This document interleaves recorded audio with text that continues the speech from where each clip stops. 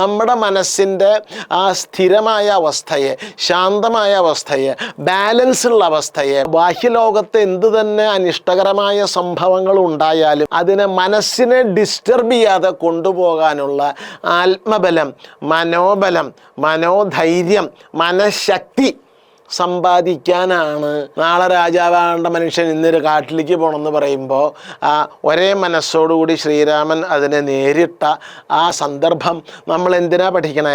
നമ്മുടെ ജീവിതത്തിൽ ഇപ്പോൾ കാട്ടിലേക്ക് പോകേണ്ടി വരില്ല, ഇപ്പോൾ കാടഞ്ഞില്ല, അതുപോട്ടെ. ജീവിതത്തിൽ എന്തെങ്കിലും പ്രശ്നങ്ങൾ വരുമ്പോൾ നിരാശരാകുന്നതിന് പകരം പരീക്ഷയിലെ വിജയം മാത്രമല്ല ജീവിത വിജയം. ജീവിത വിജയം വേറെയാണ്, അതിന് ഒരുപാട് ഘടകങ്ങൾ ചേർന്നതാണ്. അതുകൊണ്ട് നമ്മൾ പ്രതിസന്ധികൾ വരുമ്പോൾ ഒരേ മനസ്സോടെ അതിനെ അഭിമുഖീകരിക്കാൻ വേണ്ട മനക്കരുത്ത് നേടാനാണ് ഈ കാവ്യഭാഗം നമ്മൾ പഠിക്കുന്നത്, നമ്മൾ പഠിക്കേണ്ടത്.